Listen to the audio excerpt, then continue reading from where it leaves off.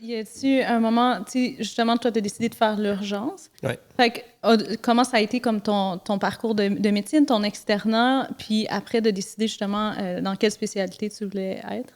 Oui. Fait que en rentrant, j'avais pas une idée claire de qu'est-ce que je voulais faire.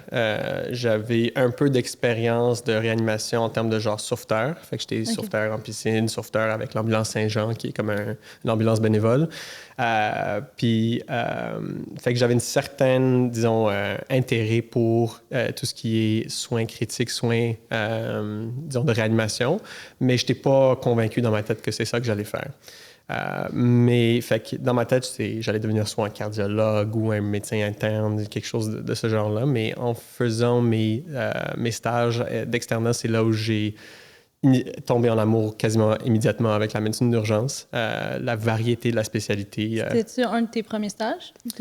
Non, en fait, c'était en mi-parcours de stage. Fait que j'avais fait mes stages obligatoires de médecine pédiatrique, de psychiatrie, de gynécologie, tous les stages qui sont obligatoires. Mais c'est quasiment après un an d'externat où j'étais encore un peu dans l'incertitude du choix, où j'ai vu l'urgence, puis c'était clair dans ma tête que c'est ça que j'allais faire. Y a-t-il quelque chose spécifiquement qui t'a marqué, qui t'a fait aller vers ça? C'est sûr que j'ai réalisé dans ce moment-là que j'avais un certain un rush au cas incertain de réanimation qui arrivait en salle de réanimation, bien que pas encore du tout adéquat pour gérer une situation critique. Ouais. J'ai vu les personnes qui géraient ces urgences-là, puis c'était des personnes qui m'inspiraient vraiment par leur stoïcisme, puis par leur capacité à rester calme face à des situations critiques. Mais aussi, je pense que c'était juste le stage au complet en termes de... Tu passes d'une lacération à un patient en crise cardiaque à une patiente qui te raconte une situation psychosociale super intense. Juste la variété de cas par cas, pour mon, entre guillemets, TDAH autodiagnostiqué, ça faisait bien mon affaire. Fait que j'adorais cet aspect-là de la pratique. Puis tu m'avais conté un cas justement qui t'avait un peu fait le tournant de dire je veux être urgentologue d'un jeune de 18 ans qui devait être réanimé. Oui, fait que ça, c'était dans mon deuxième stage de médecine d'urgence que j'avais pris en stage à option. C'était un gars de 18 ans qui il a fait un arrêt cardiaque soudain sur une cause qui ne sera jamais connue finalement parce que le patient malheureusement est décédé. Ce qui m'a marqué, puis c'est le premier décès, je pense, auquel j'étais témoin comme étudiant en médecine, c'était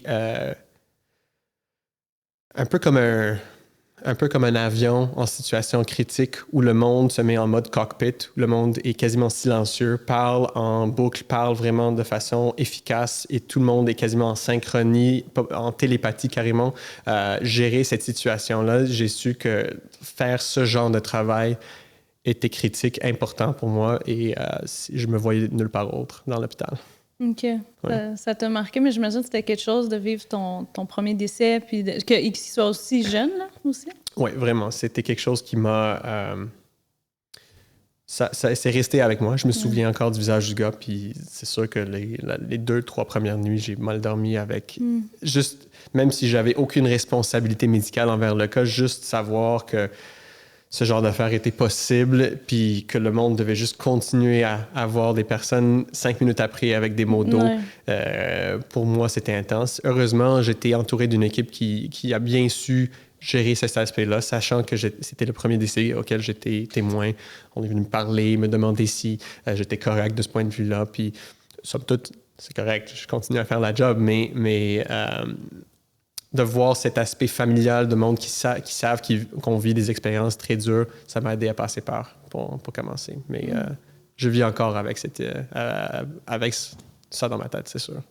Tu viens de parler de famille, justement. Est-ce que c'est toi qui as dû aller... Parce que c'est un jeune de 18 ans, c'était comment... Parce que je sais que comme urgentologue, vous devez aussi beaucoup porter ça, parce que j'en ai vécu beaucoup aussi des décès, puis là, la famille est dans la salle à côté, ou elle est présente au chevet ou proche, puis comment toi tu vis ça? Surtout, j'imagine, quand c'est des jeunes, ou est-ce que tu vois une différence? Est-ce que c'est... Comment c'est pour toi de Fait qu'on vivre ça? vit des décès à tous les âges, puis je pense pas que tous les décès sont pareils. Je pense qu'il y a des décès qui sont plus attendus tant du patient que de la famille, puis ça, c'est aider à passer une personne par une transition naturelle, qui est une chose qui fait partie de la vie. Puis il y a des décès qui sont inattendus chez des jeunes, même chez des enfants, qui arrivent de temps en temps, qui ne deviennent jamais faciles à gérer. Tant du point de vue médical, que tu te reposes des questions, est-ce que j'aurais dû faire quelque chose de différent, tant pour moi que pour l'équipe, mais évidemment du point de vue psychologique, où aller devoir discuter excuse-moi, d'un décès soudain, inattendu, c'est jamais quelque chose qui devient facile. Puis j'essaie d'approcher ça avec le plus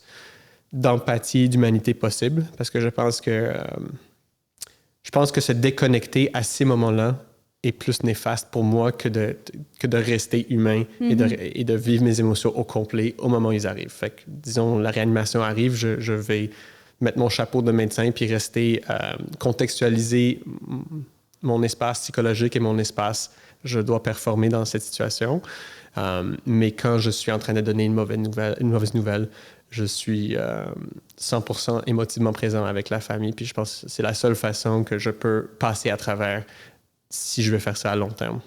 Oui, c'est ça. Puis est-ce que tu arrives justement tout de suite à retourner avoir un mal de dos? Comment tu fais pour gérer ça? Puis tu sais, les étudiants, parce que aussi, tu sais, c'est ça, on n'en a pas parlé encore, mais maintenant, tu enseignes, t'enseignes à des résidents, des externes. Fait comme, c'est quoi un peu ton approche pour justement les aider ou à faciliter le processus? Là? Je pense qu'il faut donner un espace, première chose. Je pense si, disons, une situation critique est vécue ou un patient décède ou si une mauvaise chose arrive, la première chose, c'est de prendre l'espace pour vivre cette mauvaise chose. Que ça soit qu'on a tout bien fait, puis que la mauvaise chose est arrivée, ou qu'on n'a pas tout bien fait, ou qu'on a, fait une erreur, ou on n'a pas performé de façon optimale, puis quelque chose de mauvais est arrivé. La première chose à faire, c'est de prendre l'espace pour vivre ça. Et une chose, personnellement, que j'essaie de faire, si un patient décède, c'est de rester au chevet du patient pendant juste 30 secondes de plus et de prendre un moment de silence pour, m'excuser au patient d'une certaine façon, de dire que je suis désolé que nous n'avons pas pu vous réanimer. Puis d'autre part, c'est peut-être un peu bizarre, mais de remercier le patient aussi, parce que je remercie le patient de m'avoir enseigné quelque chose, tant sur le médical que sur ma propre performance, que sur comment gérer la crise. Donc, je prends 10 secondes pour remercier le patient parce que la souffrance est inévitable.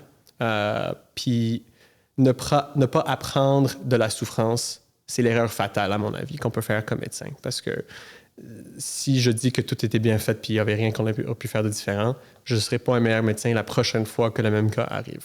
Donc, je vois ça de cette façon-là. Puis, prendre ce moment-là avec un étudiant, ça nous permet ensemble de vivre cette transition-là pour ensuite aller faire ce qu'il faut faire pour les prochains patients. Ouais. Mais quand tu parles de souffrance, tu parles par rapport aux patients ou même toi, dans ce qui se passe?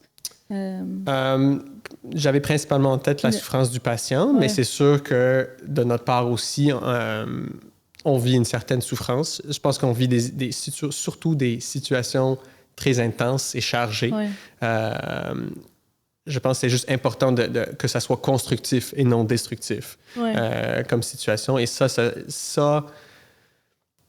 peut l'être si tu prends soin de l'événement en soi. Si tu ne fais pas juste dire « j'ignore ce qui vient d'arriver, je continue à travailler, je charge, puis je pousse cette mauvaise expérience en arrière de ma tête ». Je pense qu'il faut le vivre en entier pour pouvoir s'en servir pour le futur et pas juste l'ignorer puis que ça remonte lorsqu'on a moins envie que ça remonte dans notre tête. C'est ça. Fait que pour bâtir comme ton expérience puis tout ça par rapport à ça. Puis j'avais une question justement parce que tu disais la mauvaise chose arrive, mais tu trouves pas que des fois justement, dans certaines situations, que c'était un peu la chose qui devait arriver, le décès. Souvent ça va être des personnes âgées. Puis oui, même si vous auriez tout essayé, c'était un petit peu inévitable. Oui, 100%. Puis je pense que je vis pas cela de la même façon que je vis les décès ou les situations critiques qui sont, disons, plus inattendues. Puis je pense que je pense que tout le monde dans l'hôpital, ou du moins où je travaille, a un peu la même sensation, où la chose la plus humaine que tu peux faire parfois, c'est laisser un patient décéder naturellement et pas s'acharner lorsque c'est pas nécessaire. Évidemment, dans le contexte des volontés du patient puis des volontés de la famille. Mais ultimement, on n'est pas toutes faites pour vivre éternellement. Puis je pense qu'il faut apprécier que la transition peut être aussi belle et aussi douce que n'importe quelle autre transition importante dans la vie. Ouais. Oui. Mm-hmm.